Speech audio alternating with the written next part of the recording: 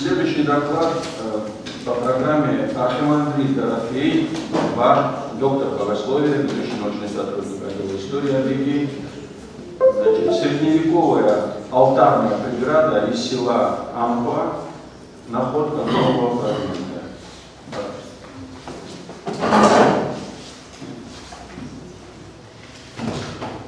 Добрый день, уважаемые коллеги. У нас как-то заседания все перемешались, поэтому я, честно сказать, думал, что буду выступать во второй половине дня. В Абхазском государственном музее, пожалуйста, следующий слайд.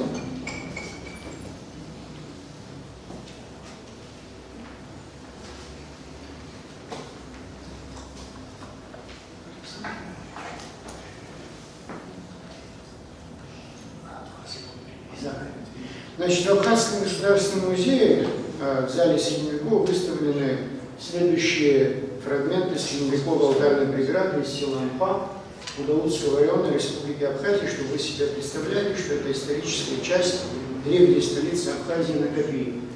Вот мы имеем алтарную плиту со сценой распятия Христа. Значит, имеем алтарную плиту с изображением святого Георгия Победоносца. И имеем два известняковых столбика алтарной преграды с святой полуколонкой. Следующий, пока подождите. Все вышеперечисленные архитектурные детали села Ампа исследователи датируют рубежом 10-11 веков. То есть все они схожи по стилю, характеру украшений, являются частями одной и той же алтарной преграды, происходит из одной церкви в селе Ампа. В соответствии с инвентарными карточками 2 из 4 вышеперечисленных архитектурных деталей, они были доставлены в Абхазский государственный музей в 1938 году из села Ампа без уточнения, с какой именно церкви, одним и тем же дарителем. Значит, предполагается, что этим дарителем был краевед Иосиф Анценбах.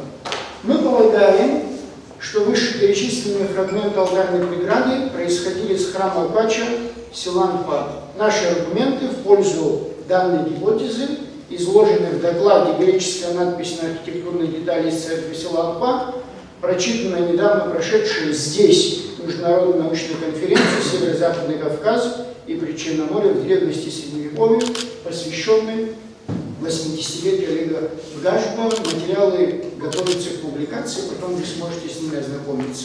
Следующий слайд, пожалуйста. В сентябре 2021 года в ходе расчистки от строительного мусора цокольного этажа здания скита святого Иоанна Крестителя в селе Ампа, вы сейчас видите, значит, фотографию этого скита, в подвальном помещении скитской кухни была обнаружена архитектурная деталь. Следующий слайд, пожалуйста. Сравнив эту находку с вышеуказанными фрагментами алтарной преграды из села Ампа, мы пришли к заключению, в этом нет никакого сомнения, что данный артефакт действительно является еще одним фрагментом вышеуказанной алтарной преграды из села Ампа. Размер ширины найденного фрагмента в точности совпадает с размерами ширины 2 столбиков алтарной преграды и составляет 19 сантиметров. Кроме того, следующий слайд, колонка по обе стороны обрамлена, как и на 2 вышеуказанных столбиках из Госмузея, витым орнаментом. Единственное, что с левой стороны плохо это сохранилось, напоминающий так называемую сельджукскую цепь, лента плетения в 2 полосы, орнамент составлен из кружков небольшого диаметра с высверленным центром. Следующий слайд, пожалуйста. На одной из боковых сторон обнаруженного фрагмента витой полуколонки виден технический желоб, который, очевидно, служил для скрепления данного полуколонки с другими деталями алтарной преграды из села Ампа.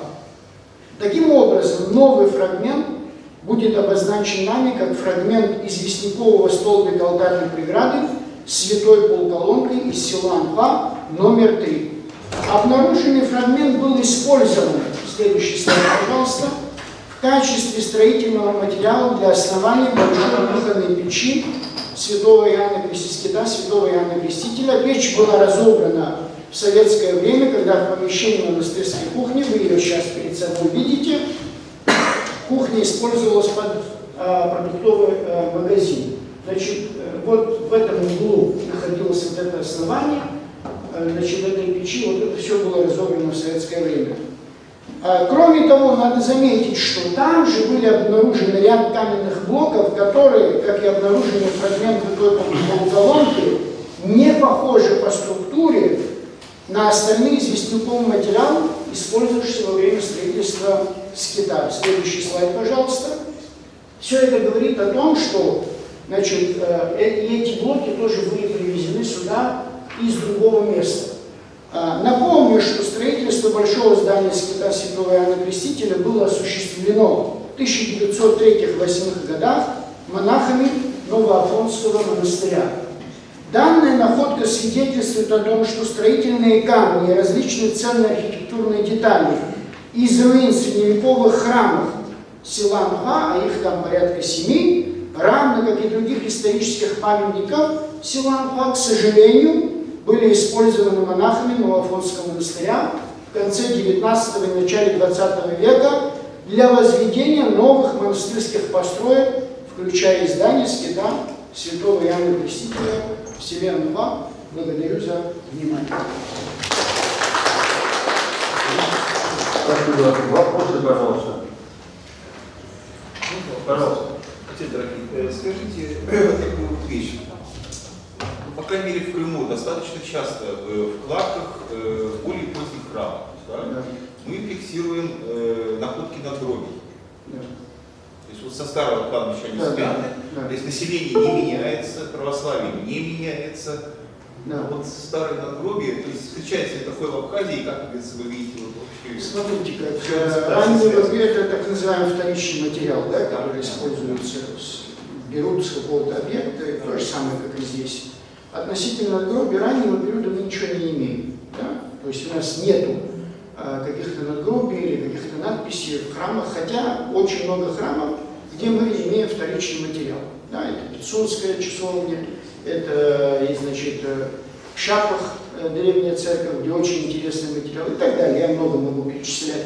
Но, чтобы вы понимали, что время меняется, да? Время уходит, но люди не меняются. Вот во время перекладки, значит, брусчатки во дворе современного Новоафонского монастыря, а это осуществлялось в 2010 году, так, по инвестпрограмме при участии абхазского правительства и строительных компаний в Абхазии. Так они привозили материал в большом количестве с заброшенных греческих сел, из долины Гума. И вот значит, один человек мне говорит: отец Дорофей, там какая-то странная вещь, лежит камень. Я подхожу, вижу нижнюю часть надгробного креста с греческой надписью, правда, сделанной уже в конце 19 века. Там, если не изменяет мне память, 1887 год. Но когда они ложили, этот фрагмент решили, что это уж совсем будет кощунственно ложить ее, значит, в качестве брусчатки и где-то в углу поставили. Поэтому, к сожалению, вот таких примеров очень много, и здесь никакого отношения не имеет идеология, в смысле православия, или что исповедует человек. Очень часто, ведь это же не строили профессионалы, значит, верующие люди, тогда не могли нанимать, как и мы в наше время делаем, людей, значит, да, в качестве рабочей силы, которые не очень-то, к сожалению, часто разбирались во всех этих деталях, потому что, ну уж если скит Святого Иоанна Крестителя, да, вы видите, что это очень серьезная архитектурная постройка, очень интересные детали, и наверняка руководители тоже были серьезными людьми, тем не менее, как в качестве основания печи оказалась архитектурная деталь, которая визуально видна, что она, значит, архитектурная деталь, вот вам яркий пример. Да. К сожалению, безразличие человека. Еще вопросы? Спасибо.